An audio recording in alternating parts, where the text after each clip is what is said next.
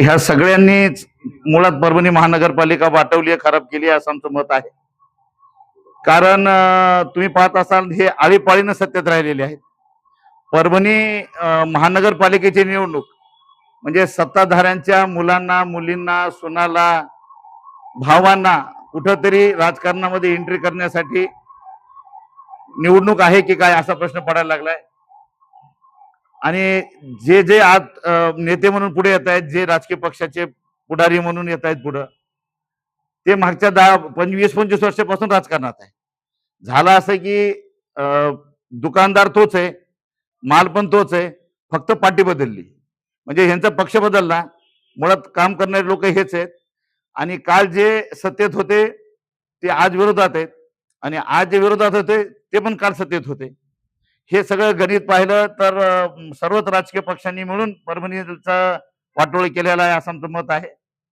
आम्ही एक नवीन पक्ष म्हणून पुढे येतोय, आणि आपण पाहिलं असेल की प्रहार जनशक्ती पक्षाच्या माध्यमातून आम्ही अनेक चांगली कामं परभणी शहरामध्ये केलेली आहेत. जो मागच्या 15 वर्षापासून कचरा डेपोचा प्रश्न होता, जो धार रोडला प्रलंबित होता, तो प्रहार जनशक्ती पक्षाच्या वतीने आम्ही ग्रीन ट्रिब्युनलमध्ये केस दाखल केली होती, हरित लवादामध्ये केस दाखल केली होती. आणि त्या केसच्या माध्यमातून आम्हाला आमचा निकाल लागला आमच्या बाजूने, आणि त्यांनी कचरा डेपो हटवण्यासाठी ऑर्डर केल्या होत्या, जे कचरा डेपो हटलाय. त्याशिवाय आपण आपल्या माध्यमातून आपण पाहिलं असेल की आपण पाहताय की जेवढे काही आपल्याकडे हे होत आहेत, पावसाळ्याचे नाली सफाई होती, ती प्रहार जनशक्ती पक्षाने कचरा आणून टाकू अशी घोषणा केल्यानंतरच नाली सफाई झाली. ते अगोदर अजिबात नाली सफाई नाही झाली. परंतु दरवेळेला प्रहार जनशक्ती पक्षाने रस्त्यावर उतरून आंदोलन करायचं, आणि कुठंतरी महानगरपालिका प्रशासन पुढे येऊन ते निस्तारायचं, असं काही एकंदरीत पूर्ण महानगरपालिकेचं चित्र होतं. कालचा पण विषय आहे की आपण परभणी ग्रामपंचायत म्हणून जाहीर केली. शहर ग्रामपंचायत जाहीर केल्यानंतर सगळ्यांना खडबडून जाग आली. आपले जे पालकमंत्री आहेत त्यांनी रातोरात एक व्हिडिओ आयुक्तांना फोन केलेला व्हायरल केला, आणि सांगितले की कचरा आमच्यामुळे उचलला.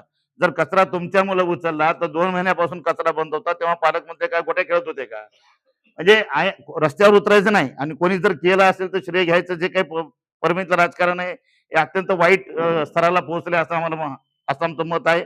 काल काँग्रेसने पण आक्षेप घेतलाय की टेंडर प्रक्रिया सुरू आहे, आणि हे जे काही आहे हे सगळं परभणी शहरामध्ये राहणाऱ्या नागरिकांचा जो टॅक्सचा पैसा आहे त्याचा दुरुपयोग आहे. म्हणून आम्ही एक नवीन चेहरा म्हणून आम्ही पुढे येतोय, आणि नगरसेवक कसा असावा हे आम्ही तुम्हाला भविष्यामध्ये दाखवून देऊ. त्याकरिता ही एक पत्रकार परिषद घेतली, आणि आम्ही आमचे उमेदवार उभे करतोय. सध्या आमच्याकडे 10 उमेदवार आहेत.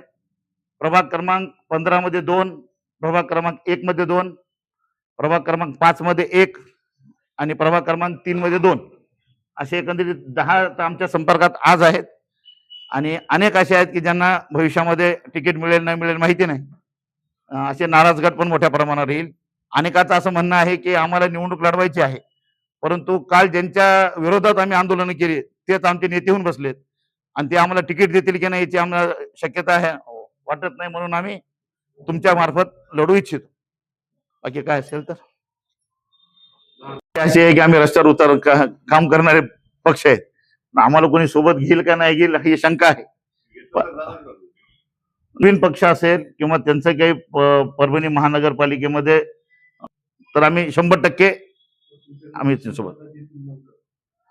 त्याच्यासाठी एक रेशो लावून दादा, कारण काय होणार आहे बघा, आमचं म्हणणं आहे की परभणी महानगरपालिका ही कोणीतरी पुढाकार घेतला पाहिजे, महानगरपालिकेचं चित्र बदललं पाहिजे. हो हो हो.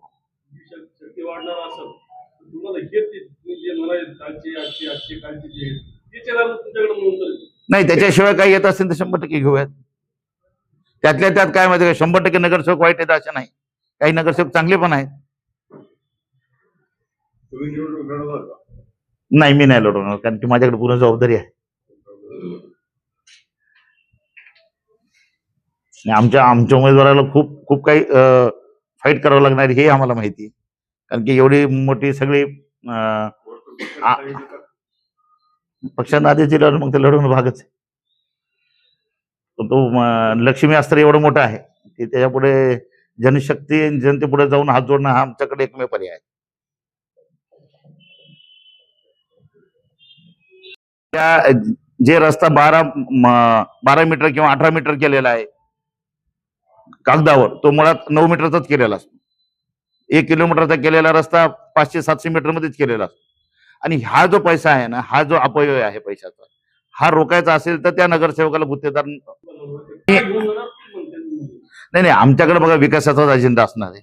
आणि जे काही टॅक्स आहे त्याच्यामध्येच आम्हाला कसं ते महानगरपालिकेचं गणित जुळून देता येईल यासाठी आमचा प्रयत्न असणार आहे. कारण की टॅक्स मोठ्या प्रमाणावर आहे आणि खर्च तेवढा नाहीये.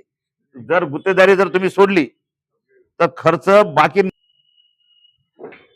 फक्त तो अपव्यय जर तुम्ही व्यवस्थित हँडल केला ना तर बरोबर. कारण की परभणी एकमेव महानगरपालिका नाहीये, अनेक महानगरपालिका आहेत, त्या त्यांचा खर्च भागवतात ना. पण आपल्याकडे जे बरबटलेपण आहे गुत्तेदारांचं आणि नेत्यांचं, त्याच्यामुळे हे सगळं वाट लागलेली आहे. आमचा मित्रपक्ष कोणी नाहीये, कारण की आम्ही आजपर्यंत जे आंदोलन केले हे सगळ्यांच्या विरोधात केले. कारण की मला सांगा, जे भारतीय जनता पार्टी असेल, शिवसेना असेल, राष्ट्रवादी असेल, काँग्रेस असेल, या सगळ्यांना आळीपाळीवर महानगरपालिकेवर राज्य केलेलं आहे ना. आणि यांच्या हातात होते इतके वर्ष महानगरपालिकेच्या द्वारे.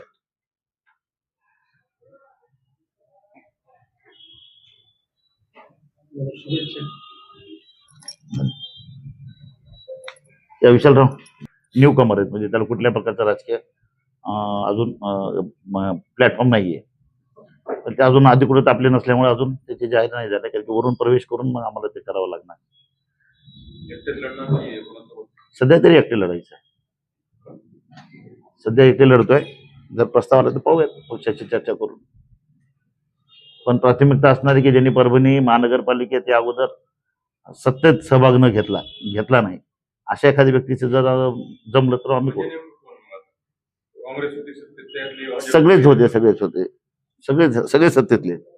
सत्तेत नसल्यास जसं आम्ही आहेत तसं आमच्यासारखं कोणी असेल तर